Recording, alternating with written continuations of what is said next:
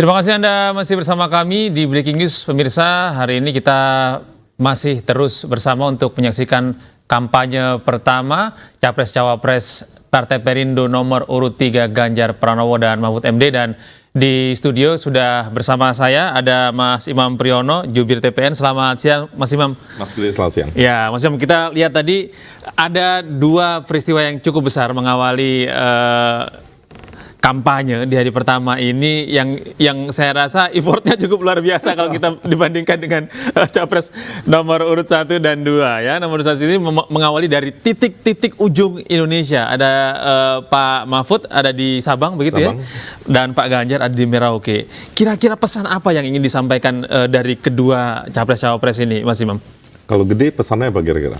Kalau saya melihat ini seperti lagu ya. Dari Sabang sampai Merauke, ya kan? Seperti itulah. Iya, saya setuju. Dan memang itu yang kami persiapkan sebagai pesan untuk masyarakat.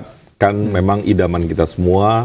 Kampanye ini berlangsung secara menyenangkan, kita bergembira. Prof. Mahfud tadi juga di Sabang menyanyikan lagu yang gede nyanyikan tadi. Yeah. Jadi pesannya memang Indonesia tuh kalau bahasanya Bung Karno, Zamrud Khatulistiwa, terjauh sebelah barat ada di Sabang, terjauh sebelah timur ada di Merauke, dan Mas Ganjar tadi sampaikan bahwa begitu mencintai tanah Papua gitu ya, di Merauke. Makanya kita awali dari timur dan barat. Dan kita sama-sama tahu tadi kan Mas Ganjar ada di desa ya.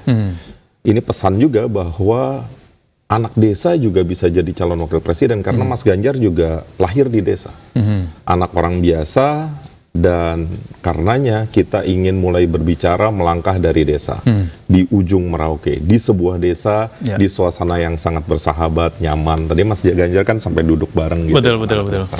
Itu pesannya, Indonesia luas, bisa dibangun dari desa, dan Mas Ganjar tadi mengingatkan salah satu program yang ingin sekali didorong adalah satu desa, satu fasilitas kesehatan atau puskesmas, dan satu tenaga kesehatan. Syukur-syukur kita bisa hadirkan satu dokter di sana. Kenapa? Karena yang membedakan dari Mas Ganjar dan Prof. Mahfud, kita ingin sekali membenahi, memperbaiki, memperkuat Indonesia itu karena manusia yang kuat. Untuk menjadi kuat, salah satu yang paling dasar adalah kesehatan. Ya. Kalau kesehatannya kuat, makan ayam aja enak, oh enggak ya, pasti enak ya. Makan sambal tempe aja enak gitu, kalau kita sehat ya. Dan sebaliknya kalau kita nggak sehat kan apa-apa nggak nyaman. Kita berharap pesan-pesan ini sampai ke masyarakat. Betul, Mas Imam, hari ini kita juga tidak hanya menyoroti bagaimana kampanye hari pertama ini dilakukan oleh pasangan Capres-Cawapres nomor urut 3 ya. Nanti kita juga akan melihat bagaimana kampanye yang dilakukan oleh Capres-Cawapres dari nomor urut 1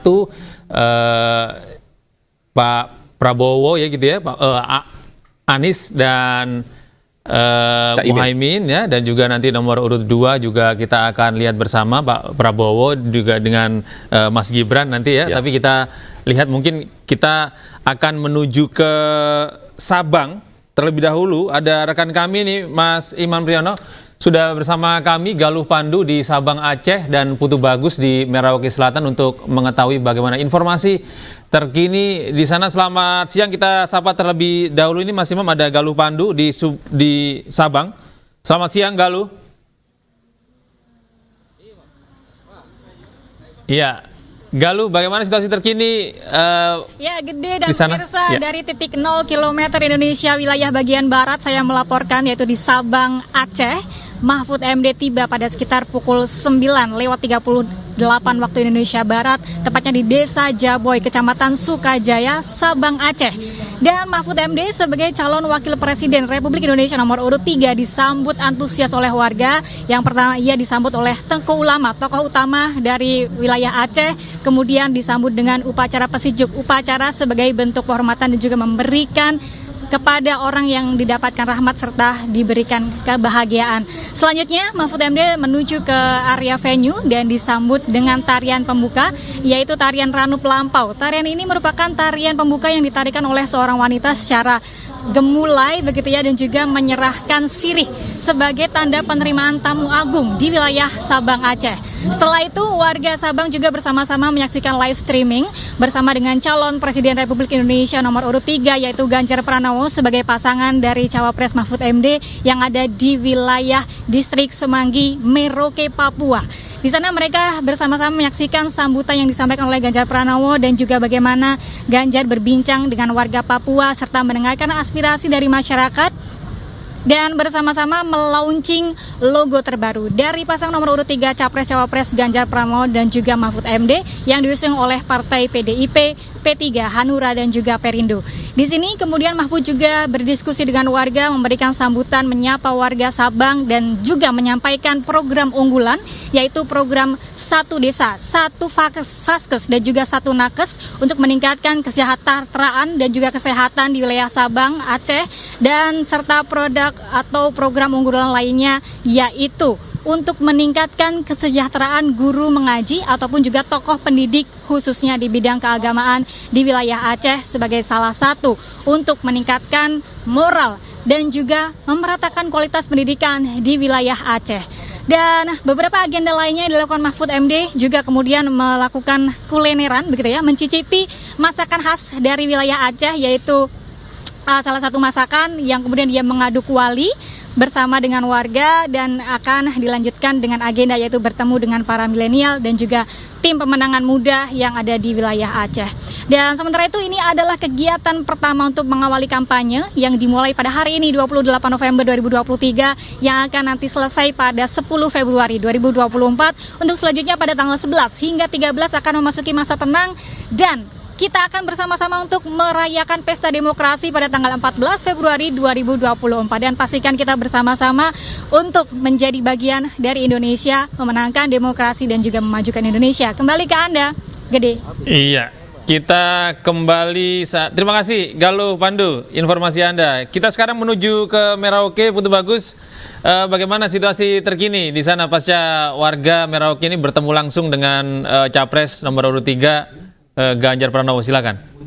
Ya baik, selamat siang Gede dan juga pemirsa. Saat ini saya tengah berada di Desa Semangga, tepatnya berada di wilayah Papua Selatan di Kota Merauke.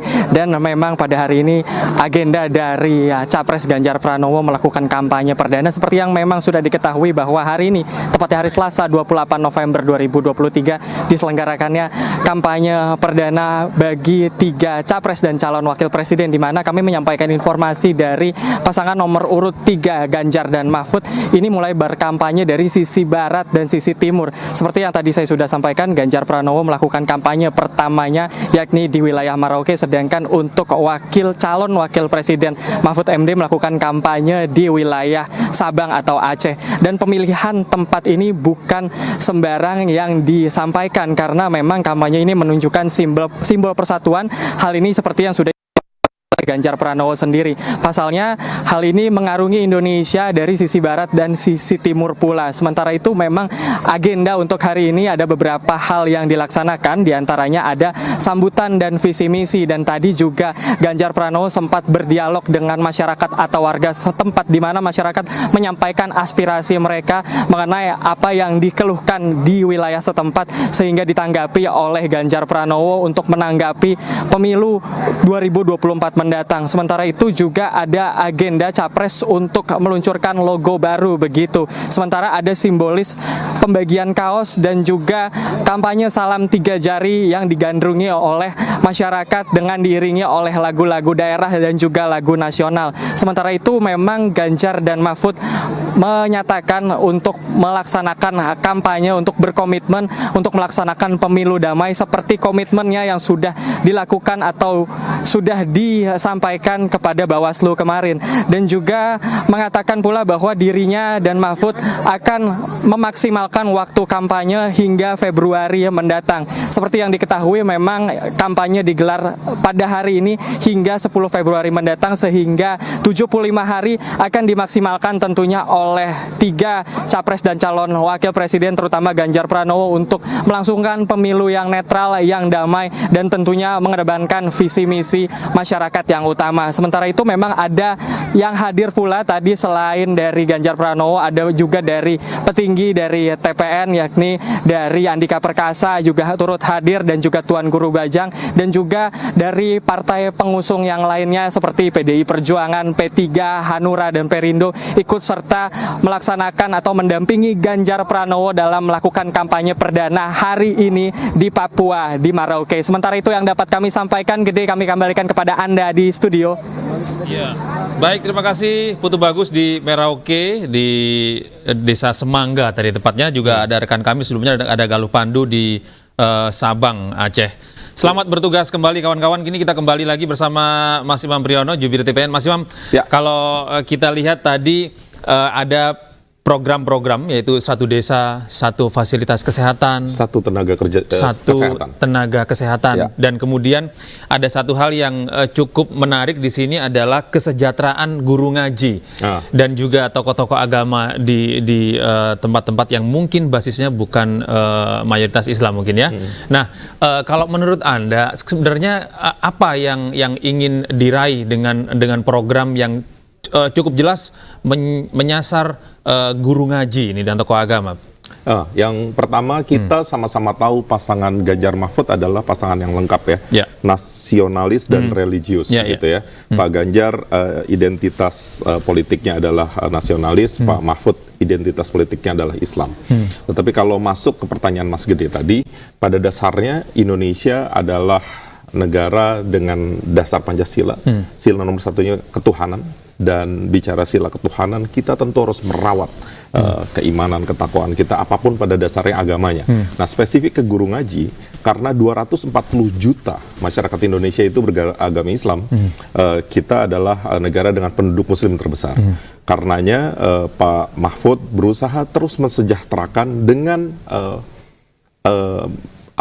wajah yang lain. Karena kita meyakini orang yang beriman, orang yang bisa mengaji itu insya Allah menjadi orang yang baik. Tadi Pak Mahfud di dalam pidatonya kan sampaikan ya, kita berharap Islam yang toleran, kita berharap Islam yang ramah. Itu bisa terjadi kalau terdidik. Siapa yang mendidik? Guru ngaji ya. Dan Mas Ganjar tidak hanya berangan-angan, itu sudah dilakukan di Jawa Tengah bertahun-tahun, anggarannya cukup besar, 254 miliar, walaupun belakangan sempat kabarnya akan direvisi oleh PJ Gubernur yang sekarang. Dan ini ditaruh lagi oleh mereka berdua menjadi salah satu program unggulan.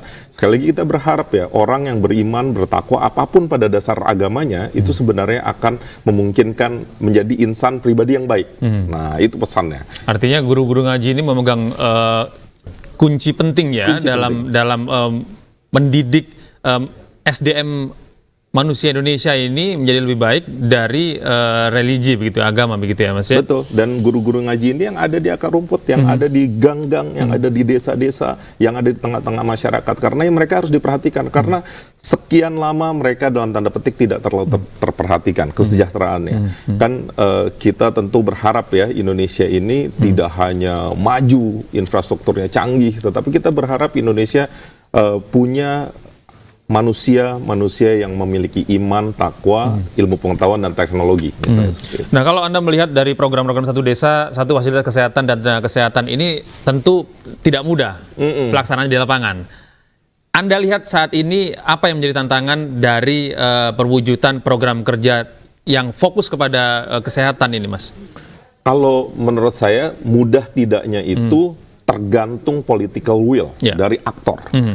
Jadi kalau Mas Ganjar, Prof. Mahfud sudah bilang ini program utama kita, insya Allah sebenarnya mudah. Karena Presiden itu memiliki rentang kendali kekuasaan ruang fiskal yang sebenarnya luas. Tinggal bagaimana mengarahkan ruang fiskal ini. Dulu di zaman Pak Jokowi memimpin, tentu kita pernah sebagian orang mencibir begitu ya soal infrastruktur. Tapi toh itu bisa dilakukan. Dan itu memang harus diapresiasi. Begitu juga dengan satu desa, satu fasilitas kesehatan dan satu tenaga kesehatan. Ya. Kalau kebijakannya sudah ditaruh, insya Allah harusnya bisa. APBN kita, fiskal kita relatif sekarang cukup stabil begitu. Kemudian mudah-mudahan ke depan penerimaan fiskalnya juga semakin baik dan insya Allah kalau ada political will yang kuat itu bisa dilakukan. Tantangannya memang benar, Indonesia kan luas. Betul.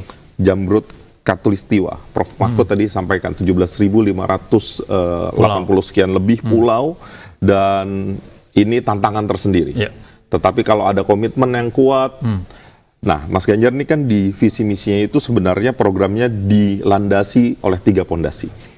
Anggaran yang sehat, begitu, kemudian berantas korupsi, kemudian dipoles dengan digitalisasi.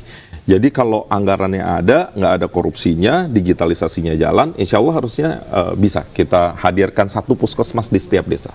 Nah ini kalau anda melihat kesehatan dan pendidikan ya menjadi isu yang penting sekali di underline oleh pasangan Ganjar Pranowo dan Mahfud MD ini, menurut Anda realitanya seperti apa sih?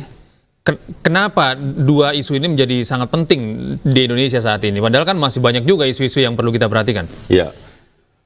Pertama isu kesehatan tadi udah kita bahas lumayan panjang ya. Dan memang faktanya kan kita berharap ya kesehatan masyarakat itu semakin terjamin, semakin murah. Sekarang gede perhatikan deh. Salah satu biaya yang kita keluarkan besar itu kan kalau kita sakit. Ya, betul. Nah ini yang sebenarnya ingin kita cover. Ingin sekali negara yang hadir di sana. Nah soal pendidikan, Mas Ganjar nih ngalamin sendiri. Rajin sekali minta mundur bayar uang kuliah, ya kan? Karena ketidakmampuan, karena biaya kuliah relatif mahal untuk sebagian orang atau bahkan mungkin sebagian banyak orang, gitu ya. Makanya di sisi itu Mas Ganjar punya satu lagi program, satu keluarga sederhana, satu sarjana pertama. Jadi dalam satu keluarga kita berharap ada satu sarjana. Harus ada satu sarjana ya? Kenapa? Satu sarjana itu diharapkan bisa mengangkat marwah keluarganya. Itu yang terjadi sama Mas Ganjar.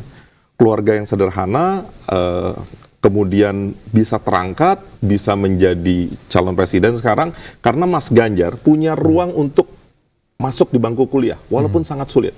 Walaupun hampir setiap semester itu kerjaannya harus menghadap ke TU kampus dan minta perpanjangan waktu untuk membayar.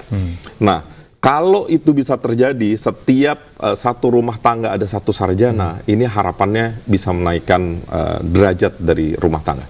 Dan pendidikan kan memang pintu dari kesejahteraan kalau menurut saya. Ya, Mas Imam, nanti kita akan terus melihat bagaimana proses kampanye hari pertama ini. Kita akan nanti dari pasangan nomor urut 1 dan nomor urut 2. Tapi jangan kemana-mana pemirsa, kami masih akan kembali sesaat lagi.